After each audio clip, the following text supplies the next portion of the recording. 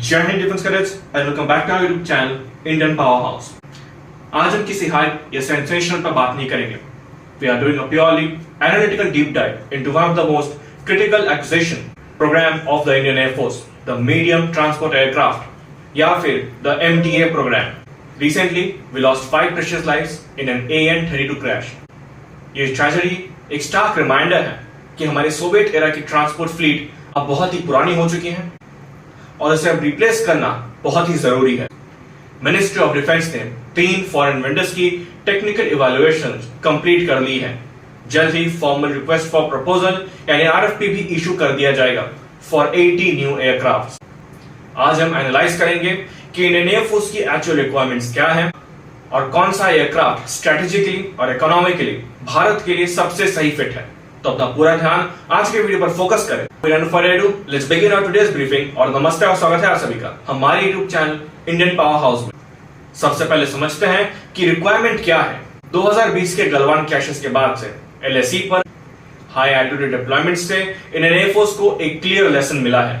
हमारे पास एक capability gap है। एक तरफ हमारे पास नया C295 है जो 9 टन उठा सकता है और दूसरी तरफ C17 ग्लोबमास्टर है जो 77 टन लिफ्ट कर सकते हैं। हमें इनके बीच का एक प्लेटफॉर्म चाहिए जो 18 से 30 टन का पेलोड कैरी कर सके। सबसे बड़ी रिक्वायरमेंट है इंडिजीनियस जोरावर लाइट टैंक जो कि 26 टन का है और M777 हाउसेस को लद्दाख और अरुणाचल प्रदेश के short unprepared advanced landing grounds यानी ALGS पर लैंड करवाना। प्रोक्यूरमेंट स्ट्रक्चर भी बहुत क्लियर है। टोटल 80 एयरक्राफ्ट खरीदे जाएंगे जिनमें से 12 एयरक्राफ्ट फ्लाईअवे कंडीशंस में इंपोर्ट होंगे। बाकी 68 एयरक्राफ्ट भारत में ही डोमेस्टिक पार्टनर्स के साथ जॉइंट वेंचर में बनेंगे। इसमें इंडिजीनियस कंटेंट 50% से ज्यादा रखने का टारगेट है जिसमें स्ट्रक्चरल कंपोनेंट से लेकर एवियोनिक्स तक शामिल होंगे। अब आते हैं 3 ग्लोबल कंटेंडर्स पर। हर एयरक्राफ्ट अपनी स्ट्रेंथ और वीकनेस है। सबसे पहले आता है एयरबस A400M। ये इस कंपटीशन का सबसे हेवी एयरक्राफ्ट है। इसकी पेलोड कैपेसिटी 37 टन है। यह हेलीकॉप्टर्स और आर्मर्ड व्हीकल्स जैसे आउटसाइड लोड्स कैरी कर सकता है, लेकिन इसका एक बहुत बड़ा ड्रॉबैक है इसकी हाई एक्विजिशन और लाइफ साइकिल कॉस्ट। साथ ही ये इंडियन एयरफोर्स की 30 टन की मैक्सिमम रिक्वायरमेंट को ओवरशूट करता है। नंबर 2 पे है Lockheed Martin C-130J super Hercules. ये एक बैटल प्रूवन वर्कहॉर्स है। इंडियन एयरफोर्स ऑलरेडी इसे ऑपरेट कर रही है तो फ्लीट कॉमनैलिटी एक बहुत बड़ा एडवांटेज है, लेकिन यहाँ एक बड़ी लिमिटेशन है।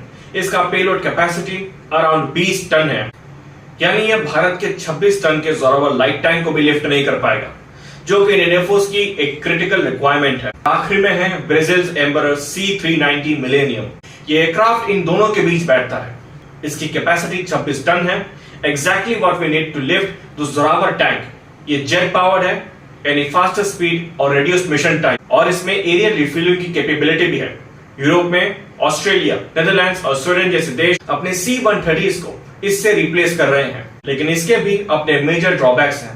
पहला, ये C-130J के मुकाबले एक नया प्लेटफॉर्म है और उतना बैटल प्रूवन नहीं है। दूसरा और सबसे बड़ा कंसर्न इसके जेट इंजन कच्चे या रफ रनवेज पर धूल या फिर डेब्रिस बहुत जल्दी खींच लेते हैं। इंडियन एयरफोर्स को लद्दाख और अरुणाचल प्रदेश के ALGS पर ऑपरेट करना है तो वहां इसका ये डिजाइन एक मेजर चैलेंज बन सकता है।